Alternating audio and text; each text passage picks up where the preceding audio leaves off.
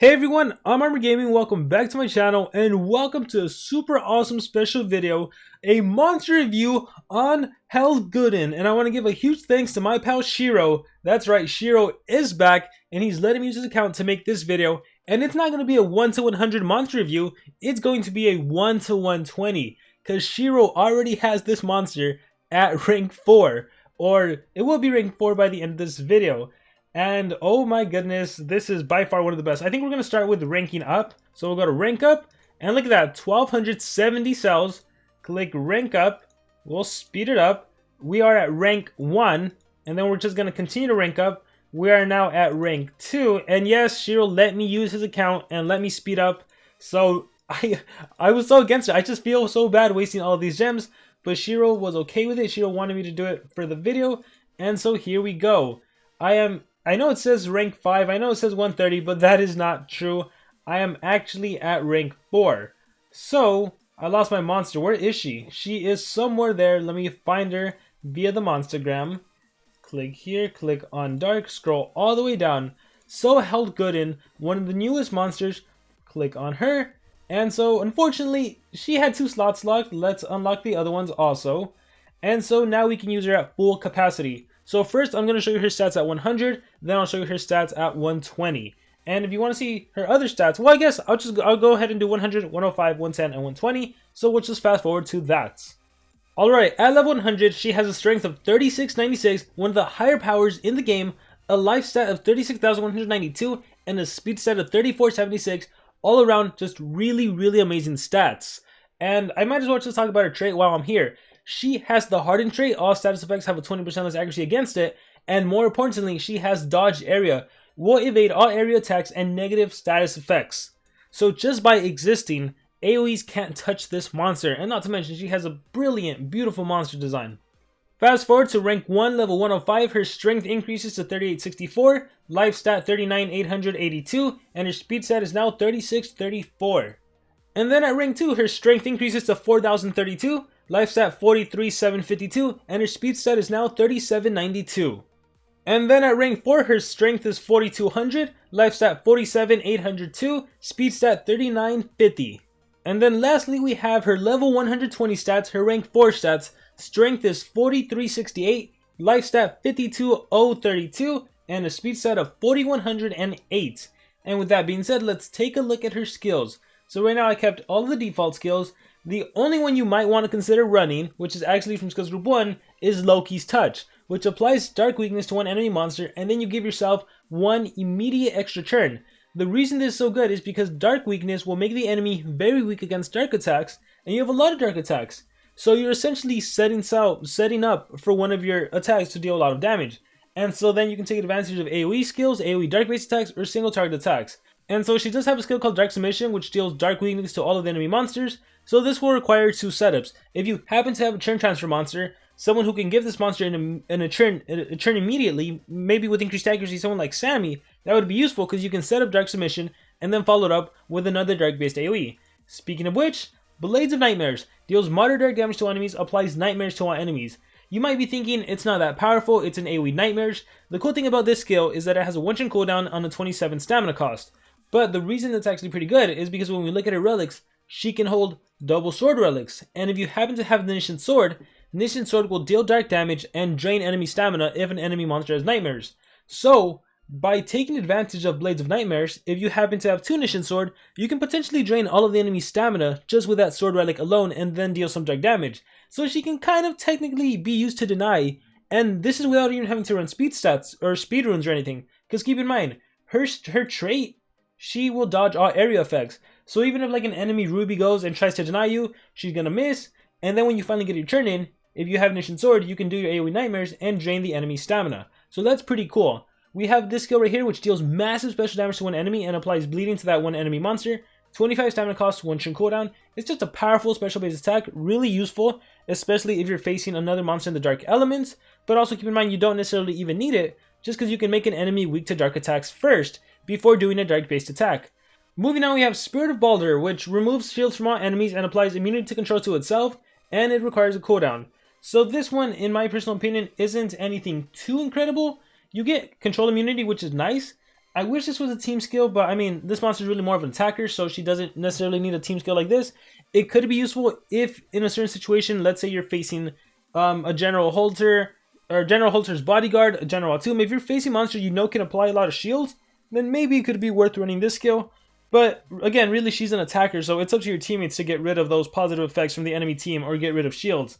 There Will Be Blood deals moderate special damage to enemies and applies bleeding. So you have an AoE Nightmares, you have an AoE Bleeding. Bleeding will reduce the power output of all enemy monsters by 20%, and it also deals low dark damage every single turn. Moving on, we have Vision of the Damned. Deals heavy dark damage to one enemy, applies nightmares to one enemy. So this only has a 10 stamina cost and a 1 turn cooldown. So very good usability. Actually, all of her skills are low stamina, low cooldown. So again, you can do Dark Submission, do Dark Weakness, and then follow it up with Visions of the Damned. And then lastly, we have Fates, which honestly not worth running. It is spammable, so if there was a situation where you know the enemy's going first and can do single cooldowns activated, it might be worth running Fates. So anyhow, for the purpose of testing out, we are going to do Dark Submission. No, not Dark Submission. We are going to run... Let me put Loki's Touch in the first slot because I want to be sure I use it first. Loki's Touch. After that, we are going to want to use Blades of Nightmare. So let me run that after Loki's Touch. So that's one combo I can do.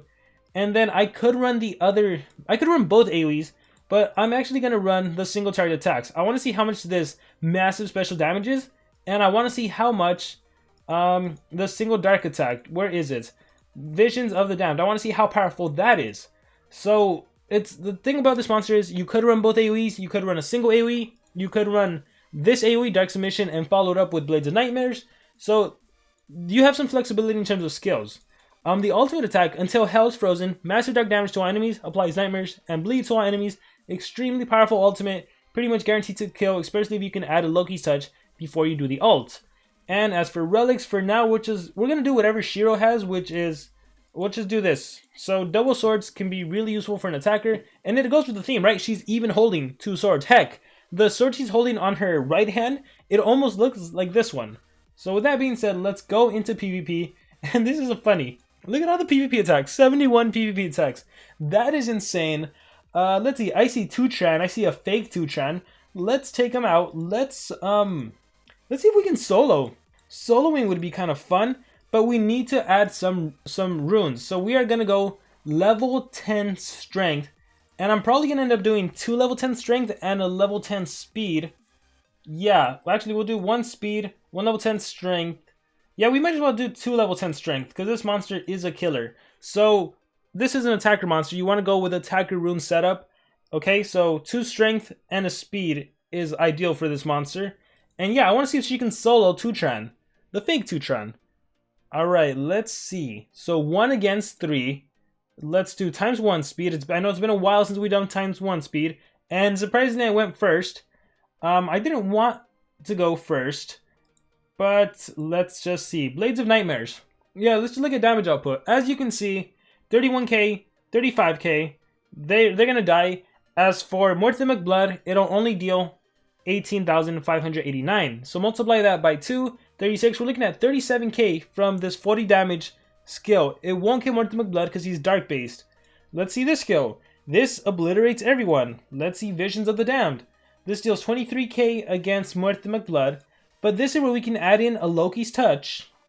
And now he's weak to dark attacks. So now even my AoE skill, Blades of Nightmares, it kills everyone. Visions of the Damned kills everyone. I'm just going to go ahead and recharge, because I want him to do AoE skills against me, just so they could all miss. So Blessed Water, that's a team skill. Back to the Damage, that's a self-buff skill. And Paranoid, that's single target. So single possession. Okay. I might attack myself and it might really hurt. We'll see. Massive damage to myself. Look at that. 43k. That is super powerful. That was super strong. Inherited Fangs. So, first battle was a loss. But again, it was just kind of to showcase what her potential is. What she could actually do. With that being said, let's do a real battle. And again, just because I think I can outspeed the enemy, I'll just put her by herself. And let's see if the AoE wouldn't be able to kill someone. Blades of Nightmares. Look at that Ingvar. He's too powerful. Let's hit him with a little Loki's Touch. He now has Dark Weakness. I can now do my AoE skill. And everyone essentially dies. Unless I miss, which happens with Shannara's pet.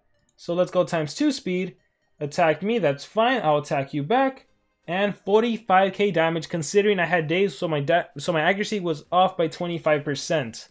So yeah, extremely powerful monster. Just wait until I get into the higher leagues, and then I can take on some tougher opponents. So let's see. Or I'm looking for someone tanky. Let's actually add in a team. Let's add in maybe a turn transferring team. Let's see what I can utilize. Oh, and let's not forget, Brutalis and Dodge Area, super convenient because now single target attacks are going to be directed towards you, Brutalis. And as for AoE skills, they can't touch you. So you're ultimately like completely protected. Let's do this Sammy wait, actually, I might have a better Sammy.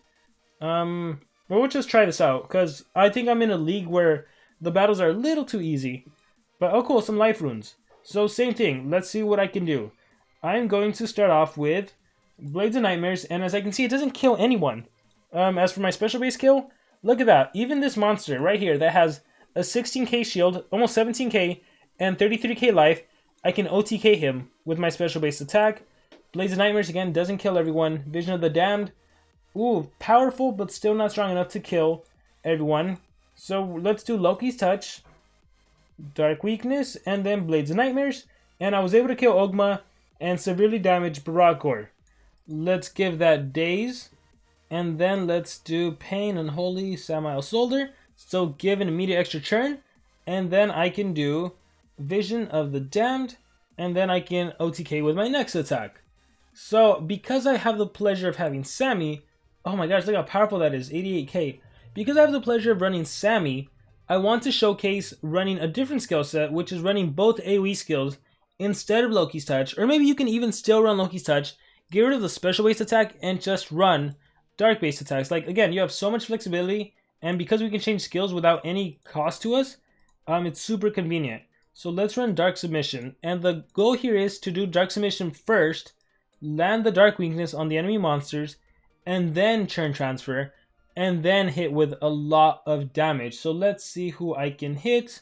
There's an Oros base, so let's do Oros, and then 2 Dark Monsters. So I think this will be perfect. They have a weird rainbow build, so that is fine with me. So, Dark Submission. Oh, shoot. It actually kills Oros. Wasn't expecting that, but that's cool. Dark Submission. So this is how you can set up. If Helgudin was to get a turn in, or if you could turn transfer from the get-go, let's set up the Mega Taunts. So Mega Taunts, really great way to combo. And so if you have Helgudin, some taunt monster, some Mega Taunt monster, and then some support monster that can turn transfer, again, it's setup, it's turn transfer, and then it's hit with your strong AoE skill, and that'll deal a lot of damage. I saw 95k and I saw 115k. Ton of damage. Okay, nice spin. So we'll do 1 or 2 more battles because I also don't want to waste all of these attacks because they will be needed for team war, or not team war, for team race purposes. But nonetheless, this is so much fun. Yeah, all the opponents aren't too difficult. Let's try it again. Let's switch up Sammy. Let's see if I have a faster churn transfer monster. So I can churn transfer from the get-go. It doesn't seem like it. There's another Sammy there. And I think SHIRO's just in the process of re-runing his monsters. That's why you see a lot of low-level runes. So it's just how I was when I had like a level 3 on Ruby. Funny stuff. Let's take on this base over here. And again, lots of rainbow builds. Interesting. Oh, cool. Okay, cool. We have a cane that's pretty powerful. So actually, one cool thing about running Loki's Touch and Dark Submission is that you can do Loki's Touch, right? Oh, right, it goes on Brutalis, and then Dark Submission. So even the Dark Submission is benefiting from that initial Dark Weakness from Loki's Touch, and now you set up for your third AoE, which is your AoE Nightmares. So that's pretty cool. That's honestly pretty cool. So I got Stamina Devoured, and bam, finally you got to see my Dodge Area trait in action. You can't drain my stamina because I have Dodge Area, so that was a complete miss. I'll recharge, and I was going to do Blades of Nightmares, but heck, I got my ultimate. Until Hell is Frozen. So that was beautiful. Bleeding Nightmares, massive dark damage, so only Kane is alive, and this is what I was talking about. How when you have him partnered up with Brutalis, Kane can attack, but it's all going to be directed towards Brutalis, and any AoE skill, I guard against it, so I get basically a guaranteed turn in. How beautiful is that? We'll Samael Soldier, and again, Loki's Touch for that dark weakness, and then I could do Dark Submission. At this point, I can do anything, Visions of the Damned, and there we go, completely slaughtered Kane. And with that being said, that is going to be it for this monster review, at least for now. I think I'm going to be making a follow-up video with this monster, taking on some tougher bases as soon as that happens.